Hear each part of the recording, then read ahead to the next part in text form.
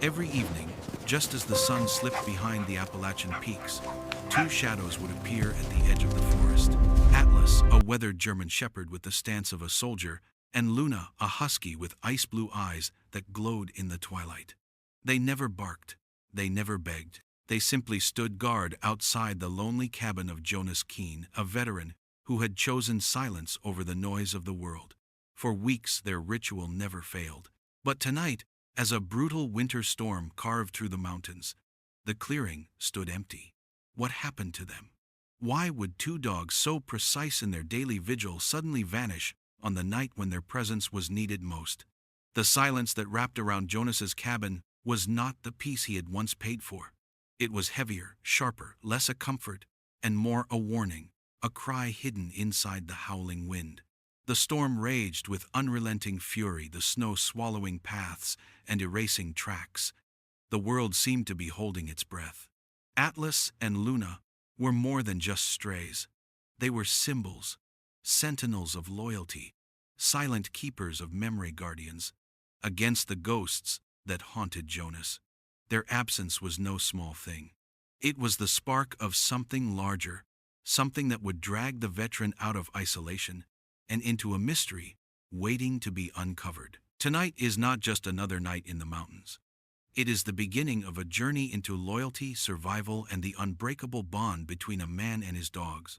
If stories of resilience and devotion move you, subscribe and stay with us, because what Jonas discovers next will change everything.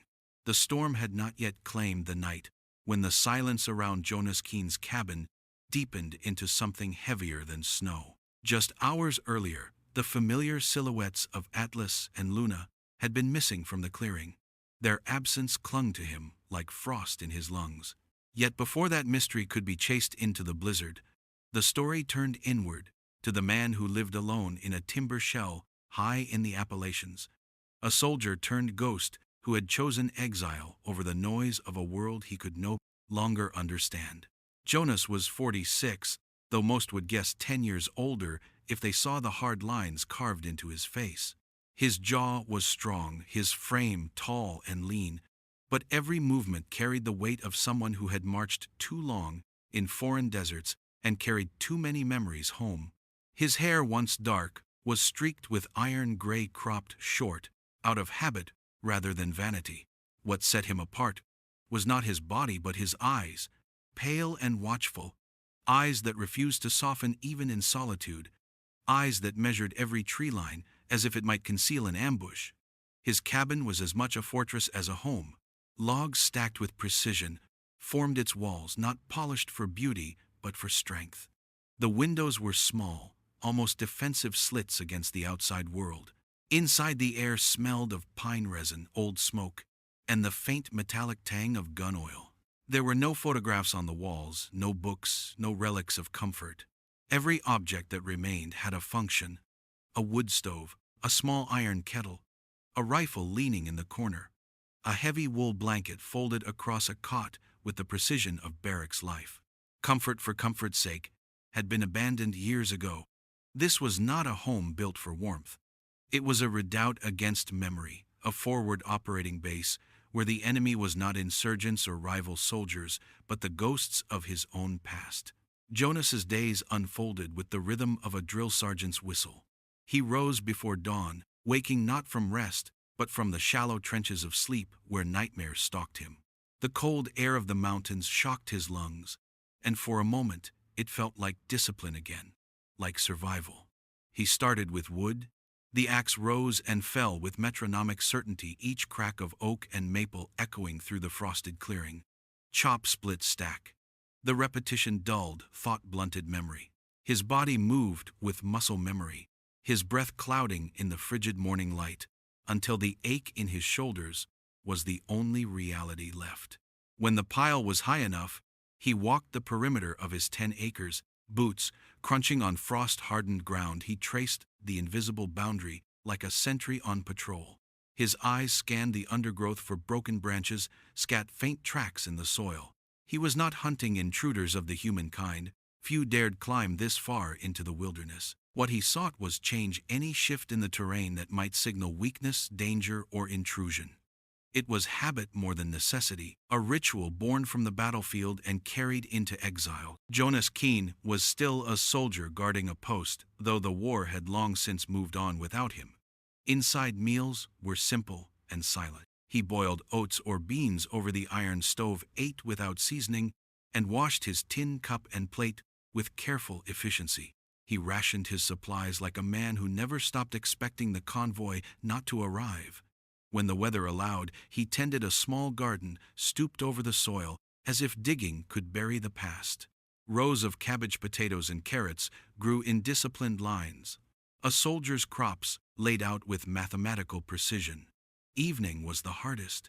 When the day's labor ended and silence returned, the quiet pressed against him until it became unbearable.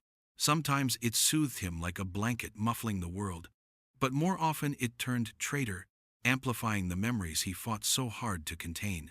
He would sit on the porch watching the mountains turn purple in the dusk, his breath a ghost rising from his mouth, and feel the unease gathering like storm clouds inside his chest. The wind whispered through the pines, but he heard other voices in it, men shouting, engines roaring, the thump of rotors, the crack of rifle fire. In the black spaces between stars, the faces of those who had not come home flickered and dissolved. Jonas did not drink. He had seen too many brothers drown themselves that way. He did not pray either. Whatever faith he had once carried had been left behind in the sand. Instead, he leaned on ritual. The axe, the perimeter, walk the garden, the scrubbed tools laid neatly in their places. He built walls of routine, as thick as the logs of his cabin, a defense against the tide that threatened to pull him under. Yet even within that fortress, there were breaches, moments when the silence slipped its leash and the memories flooded back with brutal clarity. On those nights, sleep was ambush. He would jolt awake in sweat, the blanket twisted like barbed wire around his legs, his heart hammering as if sprinting through desert fire. Sometimes he would find himself on the floor, crouched with fists clenched, breathing, as though expecting the door to blow open. The cabin was dark and still, but the ghosts did not vanish. They waited, whispering in the silence, daring him to forget. This was the man Atlas and Luna had watched.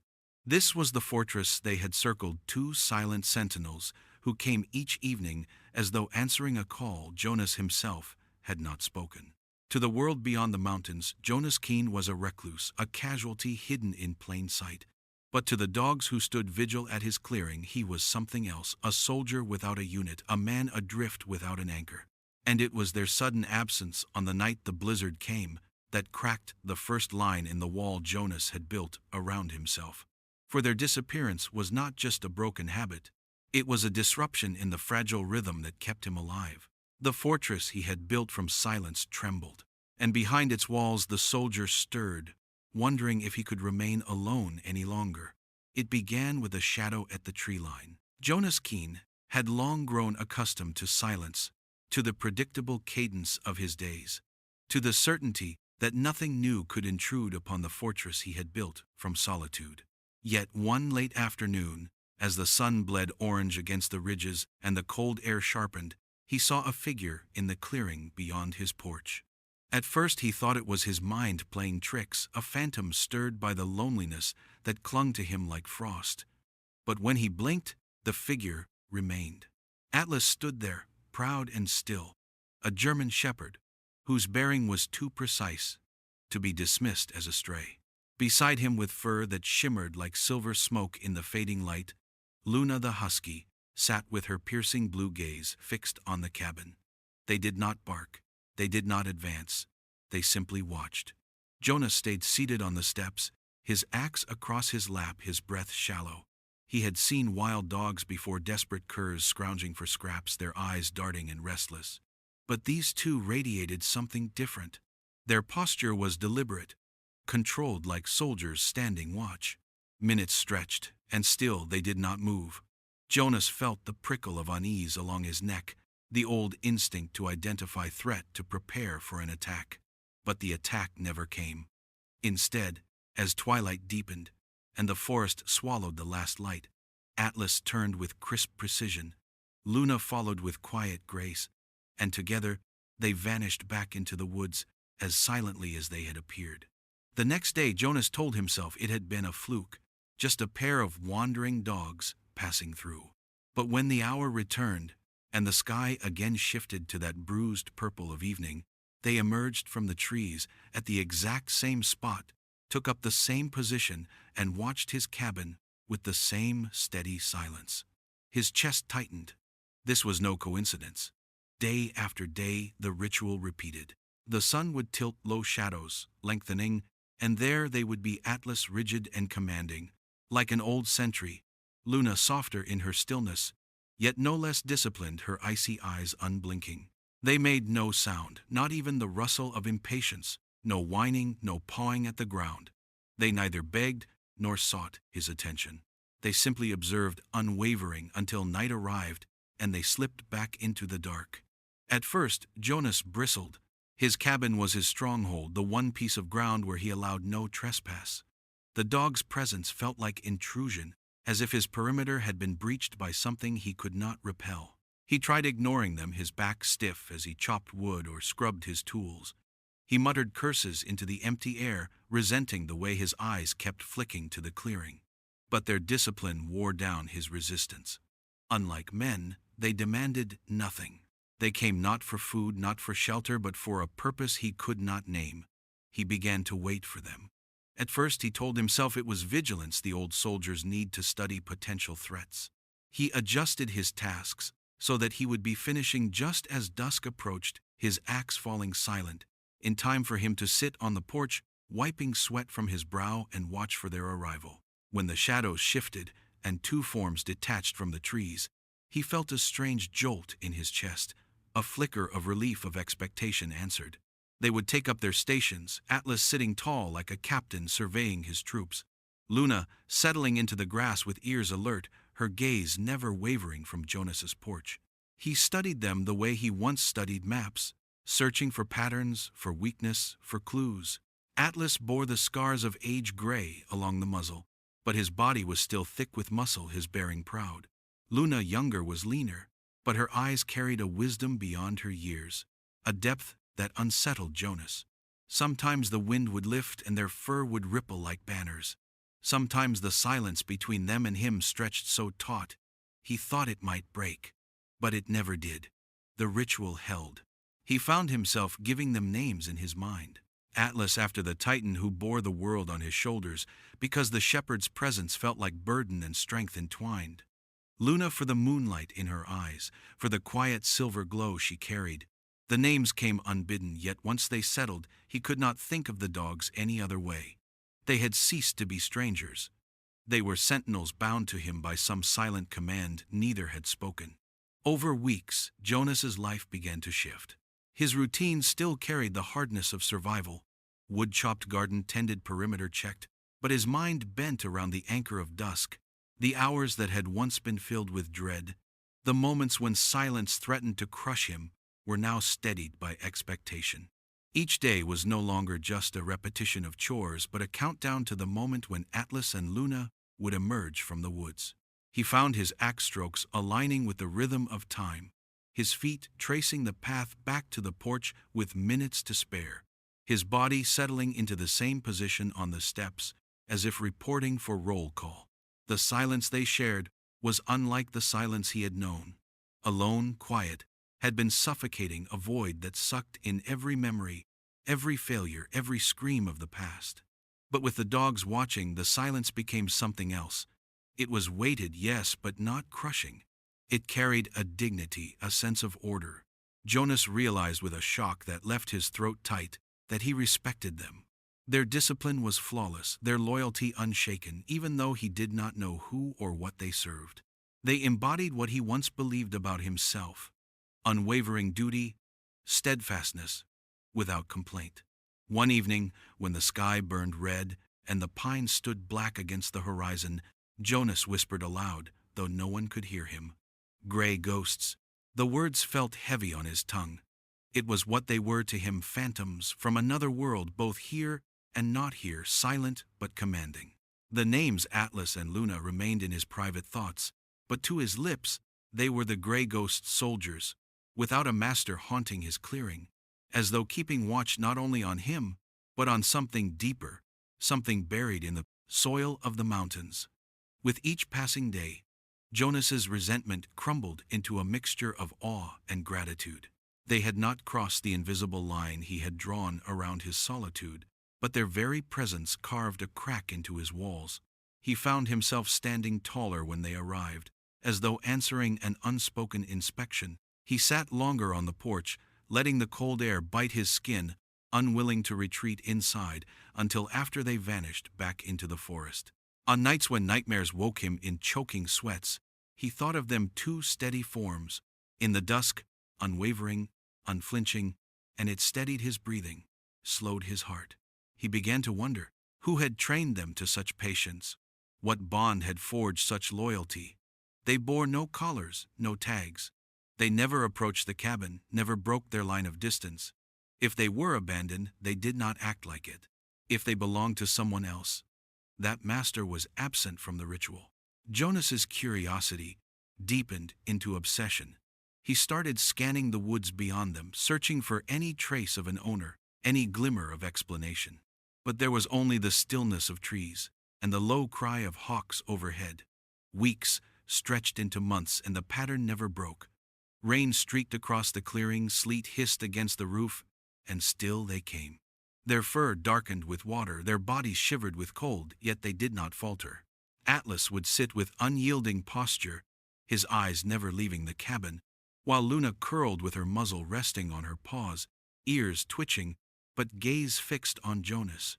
They endured the elements with the same stoicism Jonas himself had once carried into desert storms, into firefights under merciless suns. Watching them, he felt the stirrings of something he thought long buried: respect, the kind a soldier gives to another soldier. His routines bent further around theirs. His perimeter walks ended with him seated on the porch, waiting. His tools lay oiled and ready by the time the shadows lengthened, so that nothing distracted him from the ritual. He found himself rehearsing small gestures of acknowledgement, an almost imperceptible nod, a shift in posture, as if saluting across the gulf of grass. He received nothing in return but their unwavering presence, and yet that was enough. The gray ghosts had become more than strangers, more than animals. They were anchors. In the void of Jonas's exile, where silence threatened to drown him, they gave shape to the emptiness. Their discipline reminded him of what he once valued, their loyalty of what he once believed in.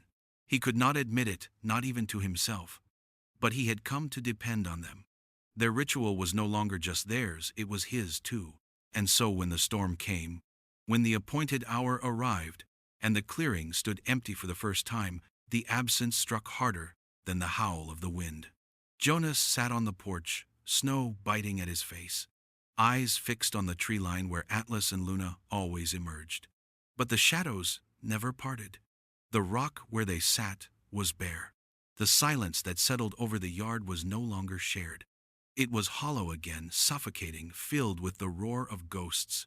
For the first time since exile began, Jonas felt the foundation of his fortress shudder. The gray ghosts were gone. The storm announced itself with silence.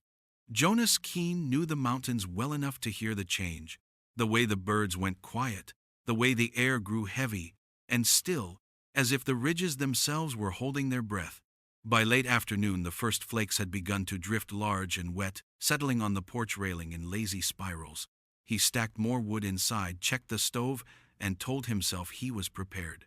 Storms were nothing new. He had weathered worse both here and overseas. Yet as he moved through the small cabin, his eyes kept flicking to the window, to the tree line beyond the clearing where Atlas and Luna always appeared. The hours ticked forward. The snow thickened, the wind rose into a low moaning howl that clawed at the eaves of the cabin. Jonas lit the stove, the fire crackling to life, but the warmth did nothing to quiet the tightening in his chest. He knew the time. His body had grown accustomed to it, the rhythm carved as sharply as any military drill. Dusk came, the shadows lengthened, but the clearing remained empty. At first, he tried reason. The dogs were smart. They would not come in weather like this. They would find shelter under some overhang, curled together against the cold. It was only logical. Yet logic unraveled quickly. The ritual had never failed before. Not in rain, not in sleet, not when the wind lashed the pines like whips. They had always come. Always. The empty clearing mocked him. His throat went dry. He paced the cabin, boots thudding against the planks, his breath harsh in the stale air. The storm outside was growing snow, whipping past the windows in ghostly sheets, but the real blizzard was inside him. Memories clawed up from where he had buried them. Deserts under a merciless sun, the sound of engines roaring, the metallic taste of fear in his mouth. He pressed his palms to his skull as if he could hold it all in, but the walls buckled. He saw faces, too many faces flickering in the corners of the room. Men he had led, men he had lost. Their eyes asked questions he could never answer. The silence of the cabin turned traitor. It amplified the chaos in his head until he felt he might choke on it. He slammed a fist into the wall, the pain, sharp grounding, but not enough. He moved to the window, forehead against the cold glass, straining for a glimpse of movement. Nothing. Only white fury. His chest heaved, his fortress felt suddenly like a cage. For years he had believed his routines kept him safe. Chop the wood, walk the perimeter, eat in silence, sleep in fragments. But now he saw the truth with brutal clarity. Those walls of discipline had been a disguise, a flimsy barricade. The real anchor had been Atlas and Luna. Their silent vigil had steadied him more than he dared admit. And now, with their absence, the barricade collapsed. The ghosts rushed in. Jonas staggered back from the window, his breath coming in shallow gasps. He felt the tremor start in his hands, the same tremor that had nearly ended him years ago. He had learned to bury it, to drown it under work and silence, but now it surged back with savage force. He could not sit. He could not endure this absence. To stay inside was to drown. A decision rose inside him, sharp and undeniable. He would find them. The thought was not born of reason but of raw instinct, a soldier's reflex when his unit went missing. You did not leave comrades behind. Atlas and Luna were no longer phantoms at the tree line. They were his companions, his lifeline, the only presence that had pulled him back from the brink night after night. He could not abandon them to the storm. His movements grew sharp, efficient, the way they once had before a mission. He pulled on wool socks, laced heavy boots with hard tugs.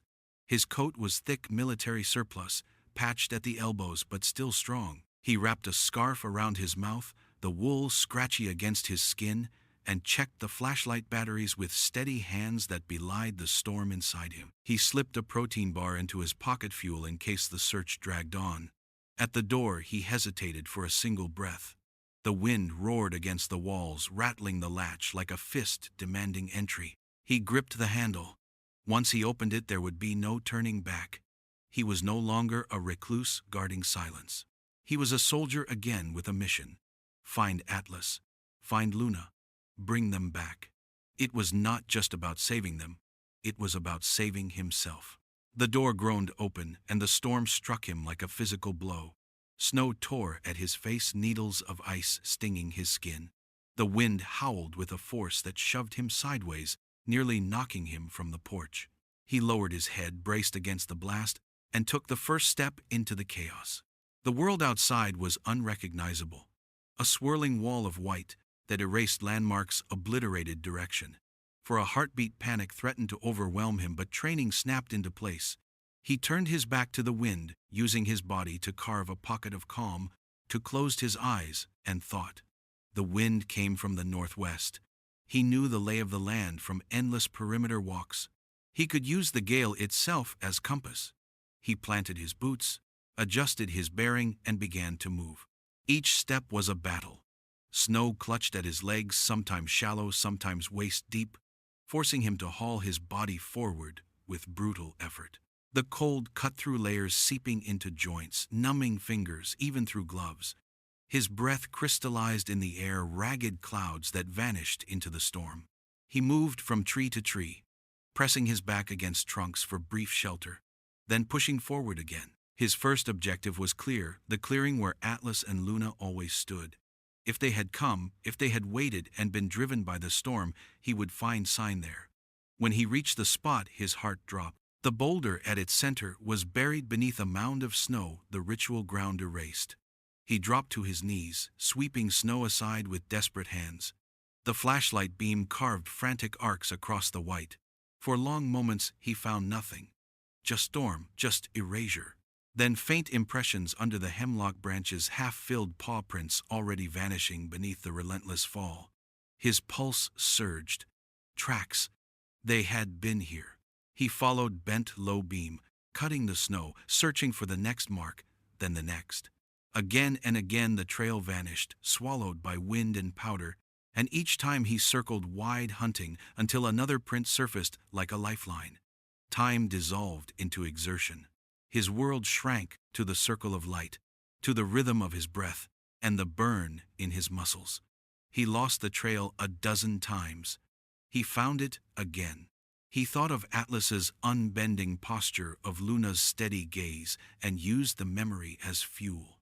The prints led deeper into the forest, into terrain Jonas had never explored. The trees grew thicker, their limbs catching snow, forming a kind of canopy that dulled the wind's violence. The storm still raged, but here in the shelter of the pines, the trail grew clearer. Hope, fierce and dangerous, flared in his chest. He pushed faster branches, whipping against his face, the beam of his light catching shapes that dissolved into shadow. Then the light struck something unnatural, a straight edge against the chaos of trunks and branches. Jonas stumbled forward, squinting against the snow. A roof, a shack half buried under, drifts, its low door nearly consumed. The paw prints led directly to it. His heart hammered. He reached the door, pounded with a gloved fist. The sound was swallowed by the storm. He shouted, his voice torn away by the wind. No answer.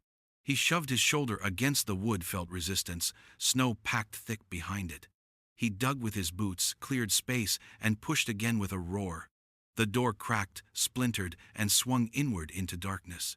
The air inside was deathly cold, stagnant, thick with the scent of ash long dead. Jonas's beam swept across the single room and found them. Atlas and Luna lay pressed against the body of an old man collapsed beside an overturned chair. The shepherd's head lifted, weakly, ears twitching at the light, while Luna's eyes gleamed with desperate appeal. A low whine broke from her throat, a sound that pierced Jonas more deeply than any memory. In that instant, the storm inside him stilled.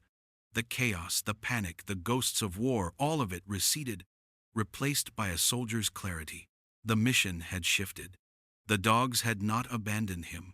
They had led him here, to a man barely alive, to a purpose he had not known he still carried. He dropped to his knees beside the old man, fingers at his throat, finding a pulse so faint it terrified him. Hypothermia. Time running out. Hold on, Jonas muttered, voice steady now. We're not done yet. The storm shrieked outside, battering the walls of the shack. But inside, Jonas moved with practiced efficiency. He cleared the stove, struck a match, coaxed flame from kindling with whispered urgency, until fire caught and grew. Heat crawled into the frozen air. He pulled blankets over the old man, tucked them tight, checked for fractures with hands that no longer trembled. Atlas lowered his head back against the man's chest, eyes closing in exhaustion. Luna leaned closer, gaze locked on Jonas, as though entrusting him with her master's life. Jonas worked without pause, his body burning with effort, his mind fixed.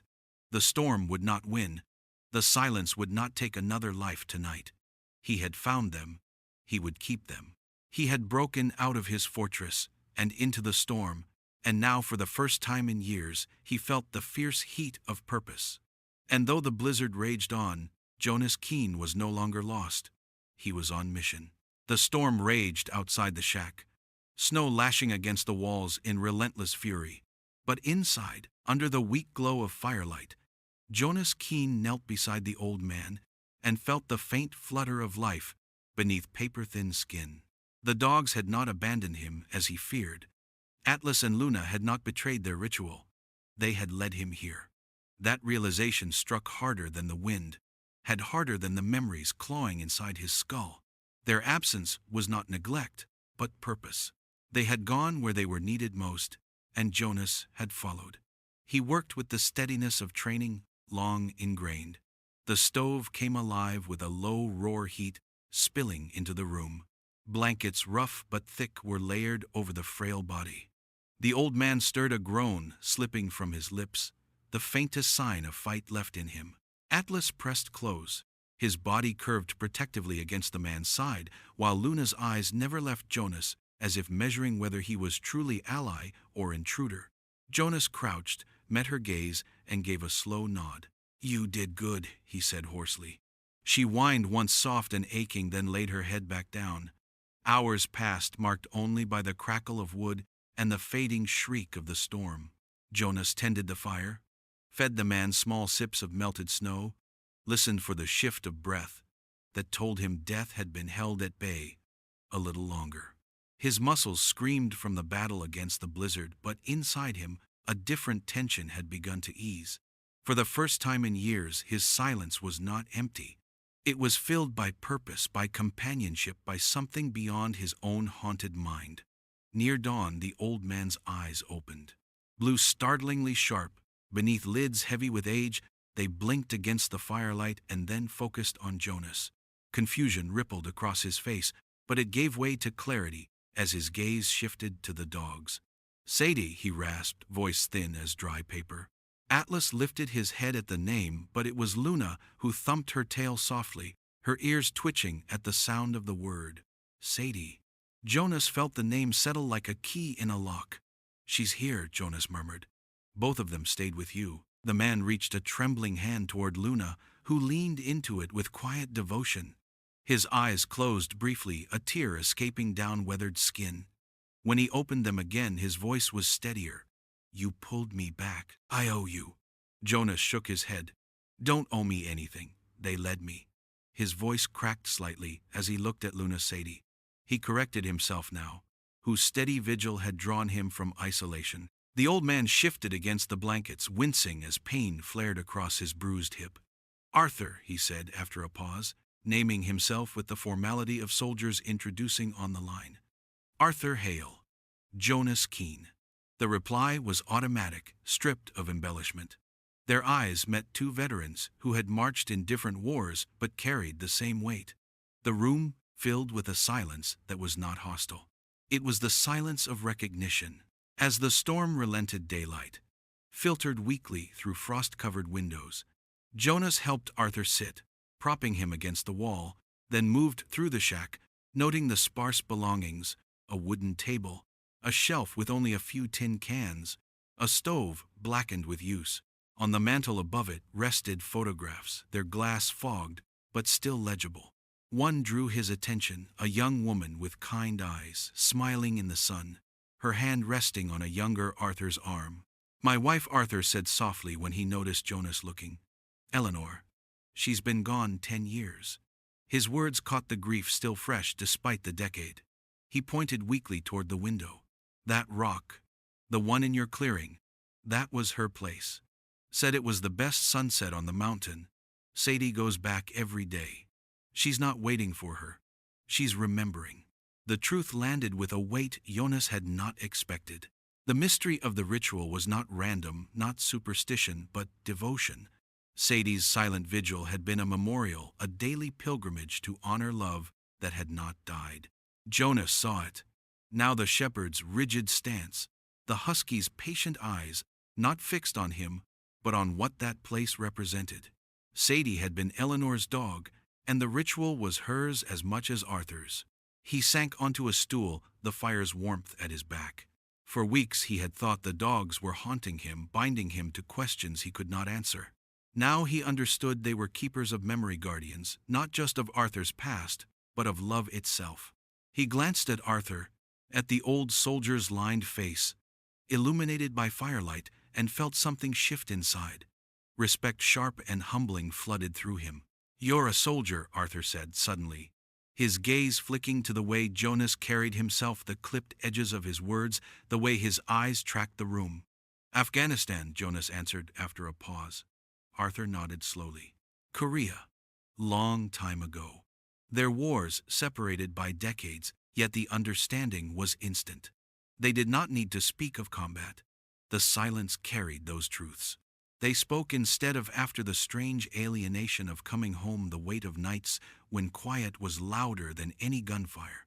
Through those hours, as the fire built and the shack warmed, Jonas felt the walls he had so carefully constructed begin to loosen. For years, his solitude had been a shield. Yet here, in the presence of an old man and a loyal dog, that shield seemed unnecessary. He was not alone in his scars. He was not the only one who built a fortress to survive the ghosts. When the storm finally broke, a fragile calm spread over the mountains. The three of them, Jonas, Arthur, and Sadie, stepped outside into a world washed white and silent. The snow glittered beneath the rising sun, a battlefield cleared of noise. Arthur leaned heavily on Jonas's arm, Sadie trotting at their side, her fur dusted with frost.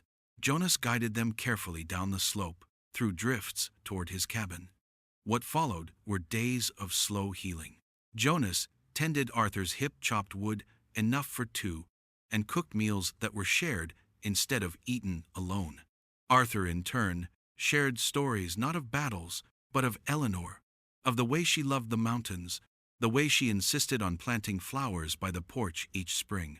Sadie divided her time moving with ease between Arthur's chair and Jonas's steps, her devotion unbroken, her presence binding them like mortar between stone. Each evening, Jonas found himself drawn to the porch, not just to watch for Sadie's vigil, but to sit with Arthur to share silence that was no longer suffocating, but companionable. The nightmares did not vanish, but when they came, Jonas found himself steadying against the memory of Sadie on her rock, against the sound of Arthur's slow breathing in the next room. The ghosts still whispered, but their voices were muted, now drowned by the steady rhythm of shared life. Spring arrived, melting the heavy drifts, revealing earth alive again. A path worn by footsteps stretched between the two cabins, a visible sign of connection. Jonas no longer lived in isolation. He walked that path with a thermos of coffee in the mornings, with split logs on his shoulders in the afternoons. Arthur waited with stories. Sadie sprawled at their feet as the sun painted the mountains gold. One evening, as dusk settled, Jonas sat beside Arthur on the porch and watched Sadie wander toward the tree line. She moved slowly now, her age beginning to show, but when she reached the flat rock, she sat tall, gaze fixed on the horizon where the sun dipped low. Jonas watched her and felt his throat tighten. That simple act, repeated day after day, had saved him. Her loyalty had broken through his fortress. Her ritual had drawn him out of exile. Her devotion had led him to Arthur, to friendship, to meaning. Arthur's voice broke the silence. She still keeps Eleanor alive for me. Jonas nodded, his eyes never leaving the dog. She does more than that. She brought me back too. The sky deepened, stars kindling in the dark. For the first time in years, Jonas felt peace that was not hollow, not defensive, but whole. He was no longer a man hiding from the world, no longer a soldier on lonely watch. He was part of something fragile, unexpected, but real. The cabin was no longer a fortress. It was a home.